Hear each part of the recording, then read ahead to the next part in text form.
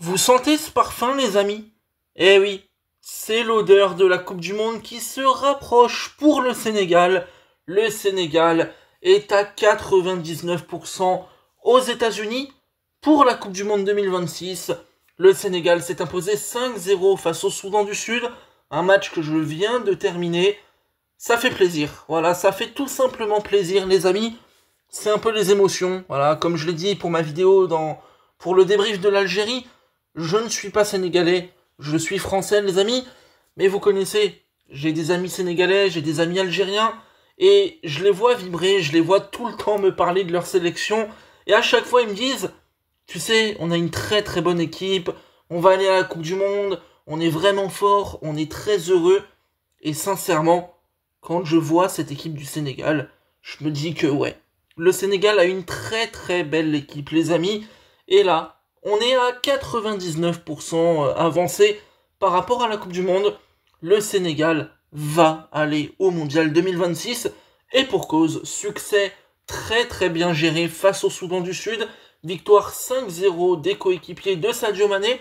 Mané qui a été vraiment bon d'ailleurs aujourd'hui, qui a fait beaucoup de ravages sur son côté, un peu à l'image d'Iliman Ndiaye, un peu à l'image finalement de toute l'équipe, parce qu'en vrai, au-delà de citer quelques individualités, j'ai envie pour le Sénégal de citer tout un collectif, toute une équipe qui est portée, qui se bat ensemble, qui attaque ensemble, qui défend ensemble. Bref, une vraie équipe avec énormément de qualité. Alors attention quand même, parce qu'on va mettre le petit point d'avertissement, même si je pense que ça n'arrivera pas. Le Sénégal n'est pas encore officiellement à la Coupe du Monde, parce qu'une défaite est encore possible pour le dernier match face à la Mauritanie.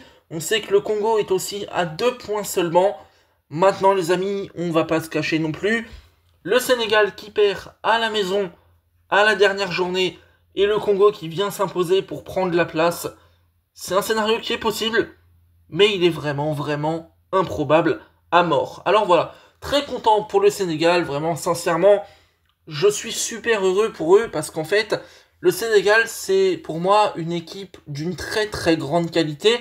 Un peuple évidemment qui, comme le peuple algérien, respire le foot. Il y a une passion incroyable en Afrique qui est dinguissime pour le foot, mais vraiment, c'est presque en fait leur vie chez les supporters, chez même les joueurs. C'est quelque chose d'exceptionnel et on sent toute une communion vraiment derrière l'équipe nationale.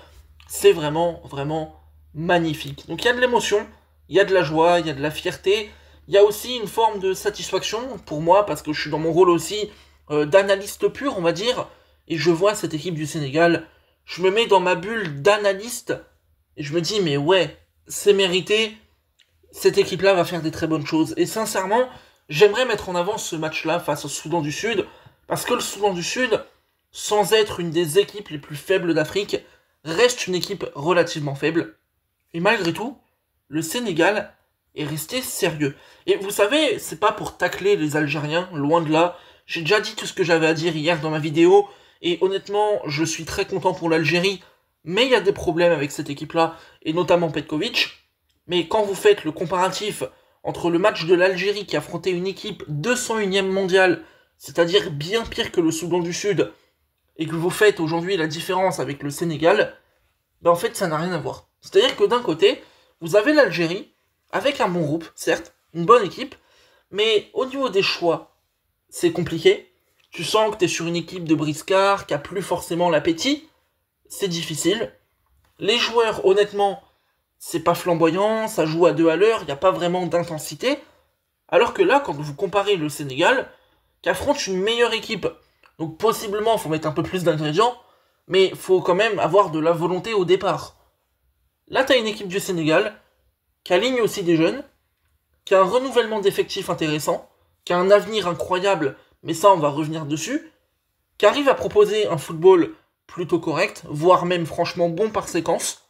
Tu mets de l'intensité, tu joues vers l'avant, et au-delà de ça, c'est le respect de l'adversaire, moi qui m'a frappé, c'est de constater que le Sénégal avait été sérieux et respectueux jusqu'au bout. Parce que quand il y avait possibilité d'en marquer 5, 6, 7, voire peut-être plus encore, bah le Sénégal a attaqué, le Sénégal a fait le travail, Et sincèrement, on peut le dire, c'est une mentalité qu'il faut souligner.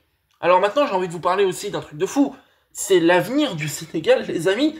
Le Sénégal a un avenir de malade mental. Je pense que, je vous l'ai déjà un peu dit là, le Sénégal a commencé un peu à faire tourner, entre guillemets, c'est-à-dire préparer l'ancienne génération à petit disparaître pour faire arriver une nouvelle génération que tu intègres au fur et à mesure.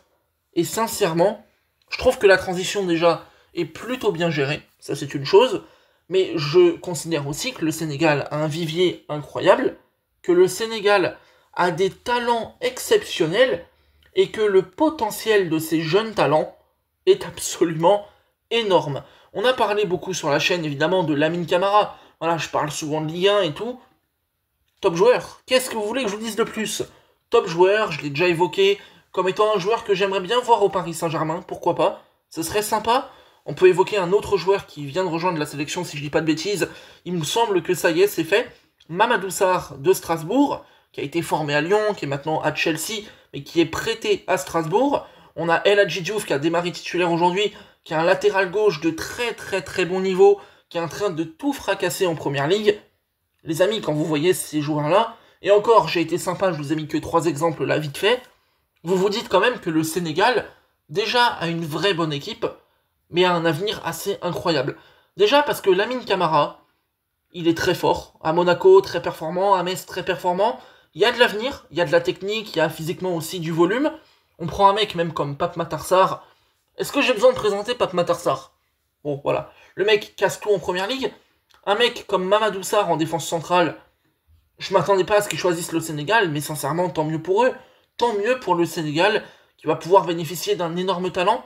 Un joueur qui a un potentiel absolument incroyable. D'ailleurs, on pourra peut-être faire un petit débat. Est-ce que l'OL a vraiment bien fait de le vendre? Je suis pas sûr, parce qu'en vrai, ils l'ont vendu pour une bouchée de pain. Un an après, il valait déjà 20 briques. Donc c'est regrettable. El Hadji Diouf, qui est vraiment un latéral qui là a explosé, est en première ligue maintenant, et arrive à tout casser sur son chemin. Ben sincèrement, c'est assez incroyable. Et on constate aussi qu'il y a même des joueurs qui aujourd'hui sont intégrés au 11 des départs, qui sont pas si vieux que ça, et qui arrivent à te faire beaucoup de différences. Parce qu'en fait, ce qu'il faut dire, c'est que l'avenir, il est radieux, mais que le présent est déjà très solide, et que le Sénégal, aujourd'hui, est un des favoris de la CAN, sans aucun problème, est une équipe qui va faire beaucoup de mal à la Coupe du Monde, sans aucun problème. Parce que t'as les joueurs d'avenir, comme je l'ai dit, mais t'as les mecs comme Iliman Ndiaye, comme Ismaïla Assar, comme Moussa Niakhaté. C'est des joueurs qui font une saison en club incroyable, c'est des joueurs qui ont un talent vraiment important, et ils sont aujourd'hui dans la force de l'âge. Et je voudrais parler en vrai, parce que je pense que beaucoup de gens vont parler des offensifs et tout, j'aimerais parler quand même de Niakhaté en défense centrale, les amis. Parce que là, bon, ce soir, c'était relativement simple et tout, ok. Mais si vous prenez la saison de Niakhaté à l'OL, c'est un malade mental. Voilà, c'est tout ce que j'ai à vous dire. Niakhaté est vraiment devenu beaucoup trop fort. Solide, propre à la relance, ça on le savait, mais il fallait qu'il prenne un peu plus de confiance. Il fallait, en fait, qu'il prenne ses responsabilités aussi. Et au-delà d'être un joueur très bon, très performant en club, il est aussi solide en sélection. Et en fait, dans les deux cas, c'est un leader. Et ça me fait vraiment kiffer de le dire, parce qu'il est en train de rentabiliser un peu le prix de son transfert à Lyon, qui a été élevé, il a été critiqué. Finalement, il fait valoir ses qualités, c'est vraiment cool. Et franchement, quand je vois cette équipe-là du Sénégal, les choix du coach, l'avenir, le jeu qui est proposé, l'intensité qui est mise, la gestion globale même de ta qualification à la Coupe du Monde, bravo, voilà, juste bravo.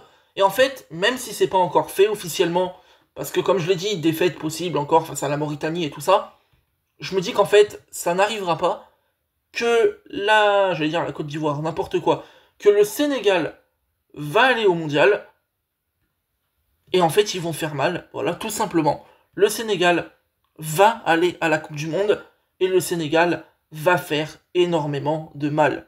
Des phases de qualif qui ont été très bien gérées, des phases de qualif d'ailleurs en Afrique, c'est pour ça que je parle aussi, j'ai reçu la notif de la Côte d'Ivoire, qui a mis genre 7-0 aux Seychelles. Dinguerie, mais ouais, voilà, c'est les qualifications pour la zone Afrique, très intéressant. Beaucoup de buts, le match du Gabon aussi, incroyable. Quadruplé d'Aubameyang, je crois, top. bravo, on s'est régalé. Bravo au Sénégal, bravo à l'Algérie, bravo à tous les qualifiés pour cette Coupe du Monde. On se retrouvera très bientôt pour parler de football sur la chaîne. C'était Podcast FC, n'oubliez pas de liker et de vous abonner pour me soutenir et montrer votre contentement. J'allais dire votre mécontentement, c'est pas du tout ça. Bref, je vous souhaite une excellente soirée. On se retrouve au Mondial avec le sourire et avec de grands rêves qui sont logiquement permis. Salut!